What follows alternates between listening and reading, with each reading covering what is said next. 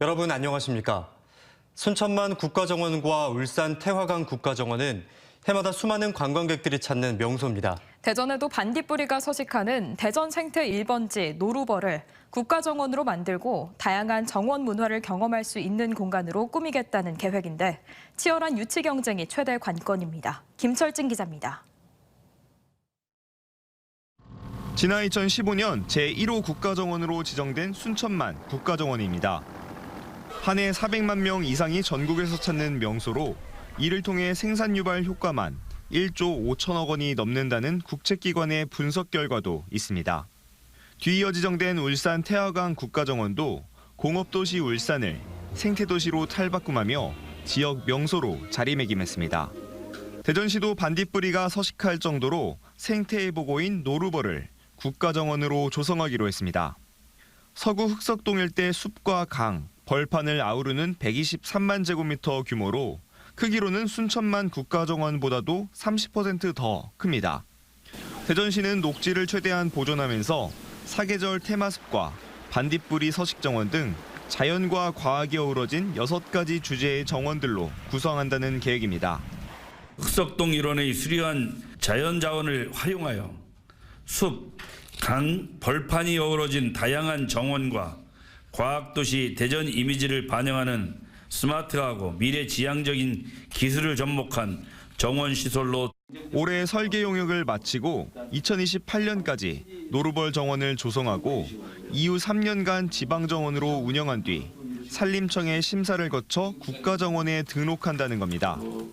전국의 많은 지자체들이 국가정원 유치에 열을 올리고 있어 이를 어떻게 극복할지가 관건입니다. 전국적으로 25개 지자체가 국가정원 지정에 관심을 보이고 있는데 대전시는 강을 중심으로 신청하는 부산 등 다른 곳과는 달리 산림과 하천, 벌판이 어우러진 노루벌의 특성을 내세웁니다.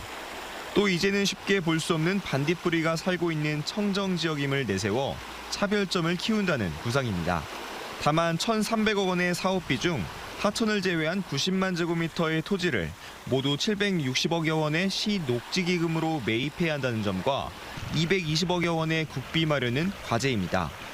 한편 대전시는 황토길 맨발 걷기로 유명한 개족산에 기존의 장동 산림욕장을 휴양림으로 확대해 2026년까지 70만 제곱미터 공립 휴양림을 조성하고 숲체험과 산림 휴양 등의 명소로 만들기로 했습니다. TJB 김철진입니다. 국민의힘 소속 김태흠 충남지사가 당대표 출마가 예상되는 나경원 전 의원에 대해 장돌뱅이 등 직설적인 표현을 써가며 불출마를 촉구했습니다. 김 지사는 SNS에서 나 전 의원에 대해 장만 서면 얼굴을 내미는 장돌뱅이냐고 비유하면서 장관급 직위를 맡은 지 2-3달 만에 대통령과 각을 세우며 당대표로 출마하는 것이 정상적으로 보이지 않는다고 직격했습니다. 이와 함께 나 전 의원이 진짜 능력이 있다면 필요할 때 쓰일 것이니 가볍게 행동하지 말고 자중하라고 요구했습니다. 설날인 이번 주 일요일부터 우회전 신호등이 시범 운영을 마치고 본격적인 운영에 들어갑니다. 대전엔 유성구와 서구 이 두 곳에 우회전 신호등이 설치돼 있는데요. 넉 달 전 처음 설치된 신호등을 어색해하던 운전자들, 지금은 많이 달라졌을까요? 조영준 기자가 현장을 다녀왔습니다. 대전 유성구의 한 초등학교 앞 어린이 보호구역 내 교차로. 이곳에 우회전만을 따로 지시하는 신호등이 시범 도입된 지 어느덧 넉 달이 지났습니다. 우회전 신호등이 설치된 구간에서는 이렇게 녹색불이 들어와야만 우회전할 수 있습니다. 기다리는 사람이 없더라도 빨간불에 우회전하게 되면 신호 위반으로 처벌받을 수 있습니다. 교차로의 우회전 신호등은 지난해 9월 대전 유성구 원신흥 내거리와 대전 서구 용소 내거리에 처음 도입됐는데 신호를 기다리는 취재 차량을 향해 경적을 울리고 아예 차선을 바꿔 앞질러 가기도 하는 등 새로 생긴 신호등은 어색하기만 했습니다. 하지만 지금은 차량들이 줄지어 녹색불 신호를 차분히 기다리는 등 어느 정도 적응을 마친 듯한 모습이었습니다. 편해요. 사람들이 우회전할 때 그때 좀 곤란하더라고. 못하니까 보통 때는 직진일 때 우회전할 수 있잖아요. 그죠? 그럴 때 곤란하고. 그 외에는 좋아요. 인근 주민들도 더욱더 안전해졌다며 대체로 긍정적인 반응을 보였습니다. 잠깐 멈췄다 간다는 그 자체가 안전에 많이 도움이 될 것 같아요. 특히 여기는 학교 주변이라 애기들한테도 많은 안전에 도움이 될 것 같아요. 시범 운영 결과를 분석해보니 낮에 29%에 불과했던 차량 정지율이 설치 후엔 65%로 2배 이상 높아졌고 특히 교통안전에 취약한 밤엔 5배 이상 높아졌습니다. 경찰은 해당 결과를 바탕으로 이번 주 설날부터 본격 운영에 들어갑니다. 시범 운영 결과 사고 예방 효과가 있는 것으로 확인이 되었습니다. 앞으로 보행자 사고 다발 지역이나 어린이 보호구역에 확대 설치할 계획입니다. 다만 충분한 홍보를 위해 3개월의 계도 기간을 두고 단속을 할 예정인데 만일 위반하면 승용차 기준 6만 원의 범칙금을 물게 됩니다. TJB 조형준입니다. 충청권 대학 졸업생 절반 이상이 타 지역으로 취업한 것으로 나타났습니다. 한국교육개발원에 따르면 2018년부터 최근까지 지역대 졸업생의 60%가량이 수도권에서 직장을 구했으며 지역에서 직장을 찾은 경우는 35% 전후에 그쳐 타 시도에 비해 저조했습니다. 채용 규모도 수도권이 47.6%에 달하고 충청권은 14.2%에 그쳐 일자리 자체가 적은 것이 수도권 유출을 부추긴 것으로 분석됐습니다. 저출산에 따른 학령 인구 감소로 대전 지역 초등학교 취약 예정자가 해마다 큰 폭으로 감소하고 있는 것으로 나타났습니다. 대전시 교육청에 따르면 지난 2019년 대전의 초등학교 취약 예정자 15,186명에서 지난해에는 12,448명까지 줄어 5년 사이 18%가 감소했는데 저출산의 여파가 학령 인구 감소로 이어지고 있습니다. 학원 등 사교육 환경이 좋은 서부는 5년 전에 비해 10%가량 학생 수가 줄었지만 동부 지역은 20%가 넘게 줄어 동서 간 교육 격차도 심화되고 있습니다. 20년 전 천안 외곽이라 쓰레기 소각장을 설치했던 곳이 신도심이 되면서 피해 보상을 놓고 시끌벅적합니다. 천안시와 아산시의 자치단체 간 갈등에 새롭게 입주하는 신도심 주민들까지 피해 보상 요구가 빗발치고 있습니다. 김세범 기자입니다. 천안 외곽지였던 백석동에 쓰레기 소각장이 설치된 건 지난 2001년. 하지만 2005년 불당동으로 시청이 이전하며 인근 백석동은 대규모 아파트촌으로 변했고 바로 옆 아산 은봉면도 공동주택단지가 들어서자 쓰레기 소각장에 대한 민원이 쏟아졌습니다. 천안시는 백석동과 아산 은봉면 내 반경 1.5km를 피해 지역으로 산정해 7,300여 가구에 주민기금을 조성하고 문화센터 이용 혜택을 주며 무마해왔습니다. 그런데 시설 노후로 2028년 새 소각장 신설이 결정되면서 다시 보상 논란이 불붙었습니다. 새 소각장 위치가 아산 은봉면 아파트 단지와 500m 이내로 근접해 주민 건강과 환경 우려가 커졌다며 더 많은 보상을 요구한 겁니다. 아산시가 직접 나서 피해 주민 수는 천안과 아산이 74대 26이지만 아산 피해가 더 큰 만큼 기금 40% 이상 배분과 소각장 수익금 100억 지급, 아산 지역 쓰레기 반입을 조건으로 제시했습니다. 우리 지역 주민들의 피해가 증가할 것으로 우려되고 있고요. 거기에 따라서 천안시에 우리 지역 주민들을 좀 배려해서 지원을 해달라고 요구한 사항입니다. 천안시는 아산시가 천안 주민보다 더 많은 보상액을 요구하자 당혹스럽다는 입장입니다. 원만하게 절충하겠지만 협상이 안 되면 법적 분쟁도 불사하겠다고 밝혔습니다. 도저히 안 되는 건 이런 사유가 있어서 어렵다. 그렇게 해서 설득하려고 하고 있습니다. 저기가 있으니까 분쟁 조정도 있고 하니까요. 설상가상 보상비를 놓고 천안 신도심 주민들도 가세했습니다. 반경 1km 안에 아파트 신축이 잇따르며 2천여 가구가 입주해 보상 요구가 더 커진 겁니다. 주민들은 보상협체에 포함을 요구하는 시위로 천안시를 압박하고 있어 쓰레기 소각장을 둘러싼 갈등을 어떻게 풀어갈지 첩첩산중입니다. TJB 김세범입니다. 지병을 앓고 있던 아버지를 학대해 숨지게 한 뒤 시신을 냉장고에 방치한 20대 아들이 중형을 선고받았습니다.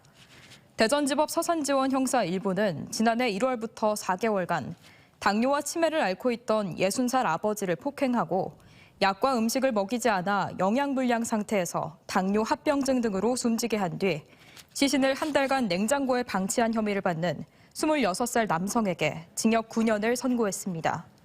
재판부는 죄질이 좋지 않음에도 살인의 고의를 부정하고 반성하지 않는다며 양형 이유를 설명했습니다.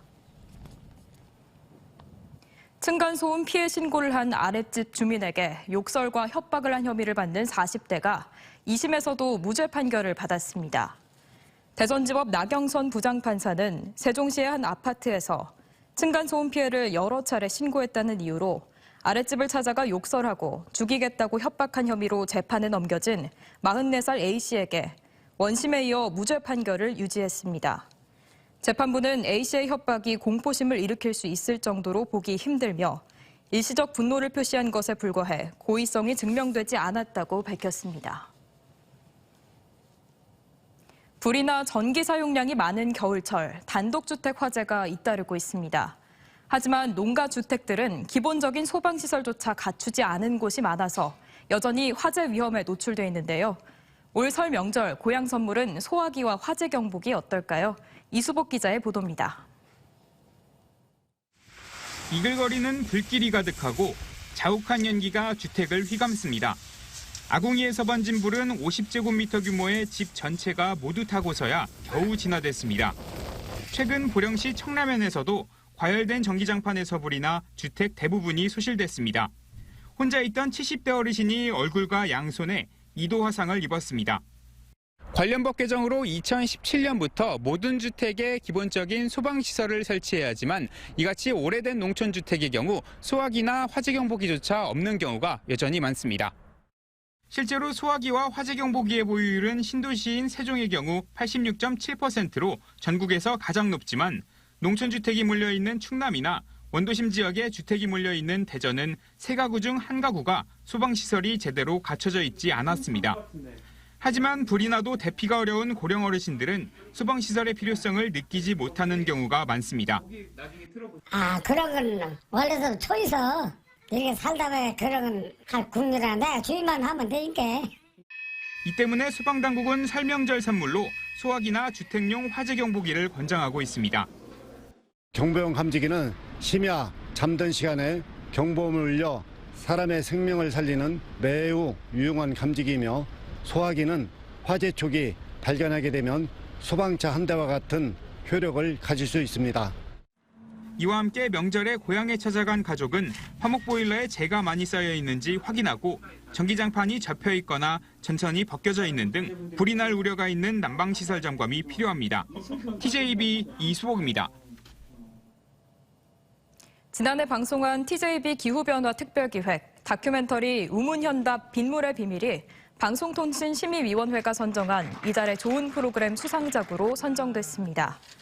TJB 우문현답 빗물의 비밀이 극심한 가뭄과 홍수를 반복하는 기후변화 현실에서 해외 사례와 우리의 실천 방안 등을 구체적으로 제시해 빗물을 이용할 수 있는 당위성을 설명했다는 평가를 받았습니다. 2023 대전 신년 조찬회가 대전일보와 대전상공회의소 공동주최로 지역 각계 인사 70여 명이 참석한 가운데 대전일보에서 열렸습니다. 이 자리에서 참석자들은 서대전역 호남선 KTX와 SRT 연결 문제, 공공기관 2차 이전, 과학기술 수도 대전의 위상 강화 등 지역의 현안에 대해 한마음으로 힘을 모을 것을 다짐했습니다. 10대 학원 제자를 수십 차례 성추행하거나 성폭행하고 흉기로 위협한 20대 학원 강사에게 실형이 선고됐습니다. 대전지법 제11형사부는 지난 2021년 6월부터 2달간 자신이 가르치는 14살 학원 제자의 몸을 만지거나 성폭행 등 66차례에 걸쳐 성범죄를 저지르고 집으로 데려와 흉기로 위협한 혐의로 재판에 넘겨진 28살 학원 강사 A씨에게 징역 4년을 선고했습니다. 재판부는 A씨가 피해자의 정서적 불안을 이용해 범행을 저질렀으며 선생으로서 지위를 이용한 점 등이 죄질이 매우 불량하다고 판시했습니다. 재력가와 친분을 쌓은 뒤 마약을 먹이고 억대의 사기 도박을 벌인 혐의를 받는 일당에게 징역 1년 6월에서 3년까지 실형이 선고됐습니다. 대전지법 김도연 판사는 충청권 일대에서 골프를 치자며 재력가들을 도박 장소로 유인해 필로폰을 넣은 커피 등을 마시게 한 뒤 사기 도박을 벌여 7명에게서 1억 6천여만 원을 뜯어낸 혐의로 기소된 52살 A씨에게 징역 3년을, 공범 2명에게 징역 1년 6월을 선고했습니다. 대전시가 설 명절을 맞아 내일부터 이틀간 시청 1층 로비에서 지역 농특산물 직거래 장터를 엽니다. 이번 행사는 64개 농가와 업체가 참여해 사과와 배, 한과 등 제수용품을 시중 가격보다 10에서 20% 이상 저렴한 가격에 판매하고 사회적 기업과 우수 중소기업 제품도 함께 판매합니다. 어제 저녁 7시쯤 천안시 서북구 백석동의 한 도로에서 달리던 택시에 불이 났습니다. 운전자는 대피해 인명피해는 없었지만 차량이 모두 불에 타 소방서 추산 1,500만 원의 재산 피해가 발생했습니다. 소방당국은 엔진룸에서 불이 시작된 것으로 보고 정확한 화재 원인을 조사 중입니다.